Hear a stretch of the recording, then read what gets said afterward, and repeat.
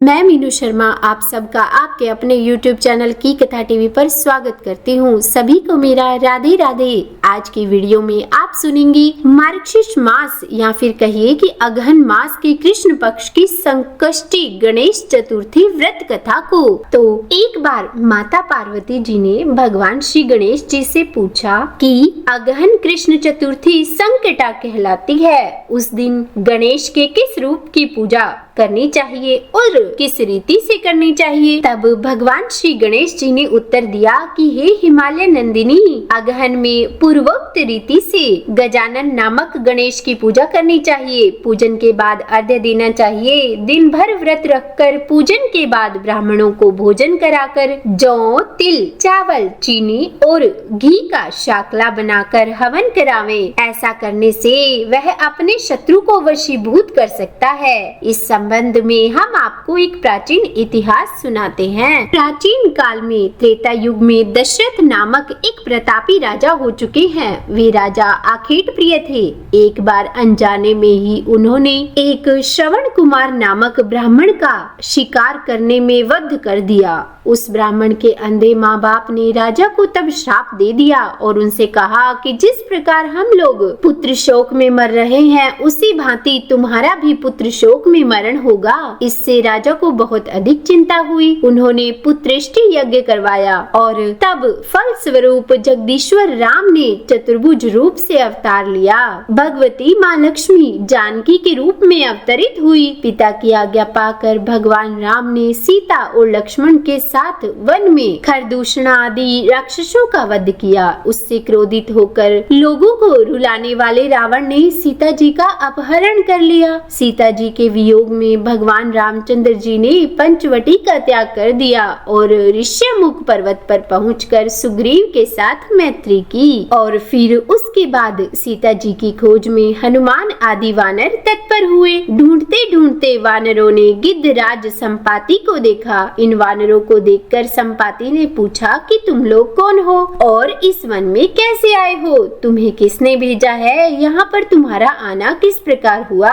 और तब संपाति की बातों को सुनकर वानरों ने उन्हें उत्तर दिया कि भगवान विष्णु के अवतार दशरथ नंदन श्री राम सीता और लक्ष्मण जी के साथ दंडक वन में आए। तब वहाँ पर उनकी पत्नी सीता जी का अपहरण कर लिया गया। हे मित्र, इस बात को हम लोग नहीं जानते कि अब सीता जी कहाँ हैं। और तब उनकी बातों को सुनकर संपाति ने कहा कि तुम सब भगवान रामचंद्र जी के सेवक होने के नाते हमारे मित्र हो। जानकी जी का हरण जिन्होंने किया है और वो जिस स्थान पर है वह मुझे मालूम है। सीता जी के लिए मेरा छोटा भाई जटायु अपने प्राण गंवा चुका है। श्री रामचंद्र जी के चरण कमलों का स्मरण करके हमारे भाई ने अपना शरीर त्यागा है। यहाँ से थोड़ी ही दूर पर समुद्र है और समुद्र के उस पार राक्षसों की नगरी है। वहाँ शीशम के पेड़ के नीचे सीता जी बैठी हुई है। आप लोग देखिए, रावण द्वारा अपहरण की गई सीता जी अभी भी मुझे दिखाई दे रही है। मैं आपसे सत्य कह रहा हूँ कि सभी वानरों में हनुमान जी अत्यंत ही पराक्रमशाली है, इसीलिए उन्हें वहाँ जाना चाहिए। केवल हनुमान जी ही अपने पराक्रम से समुद्र लांघ सकते हैं, अन्य कोई भी इस कार्य में समर्थ नहीं है। संपाति की ऐसी बातों को सुनकर हनुमान जी ने पूछा कि हे संपाति,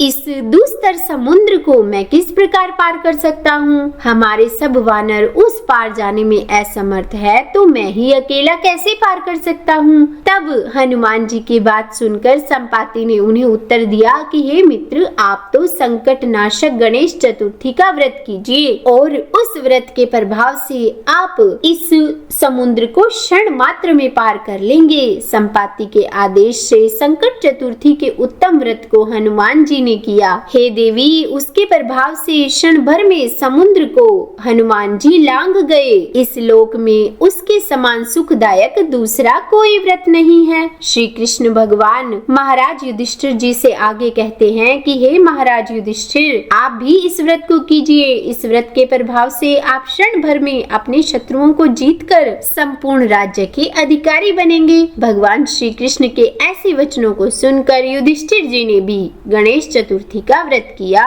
और फिर वे इस व्रत के प्रभाव से अपने शत्रुओं को जीतकर राज्य के अधिकारी बन गए। तो बोलिए भगवान श्री गणेश की जय। और इस प्रकार से मार्गशीर्ष कृष्ण पक्ष के संकुष्टि चतुर्थी व्रत कथा पूर्ण हुई। जो भी भक्त सच्ची श्रद्धा के साथ नियम और निष्ठा के साथ संकुष्टि गणेश चतुर्थी का व्रत करते हैं और व्रत कथा को सुनते हैं तो उनके सभी मनोरथ सिद्ध हो जाते हैं। भगवान श्री गणेश जी जब कृपा करते हैं तो सभी प्रकार के सुख और संपत्ति की प्राप्ति होती है, समृद्धि प्राप्त होती है। तो जो भी भक्त संकुष्टि चतुर्थी का व्रत करते हैं उन्हें व्रत के दौरान शुद्ध और सात्विकता का पालन करना चाहिए। किसी प्रकार का क्रोध नहीं करना चाहिए, किसी के प्रति ईर्ष्या और द्वेष का भाव अपने मन में नहीं लाना चाहिए। अपने व्रत को पूर्ण श्रद्धा भक्ति भाव के साथ करना चाहिए, तभी जाकर उन्हें फलों की प्राप्ति होती है। तो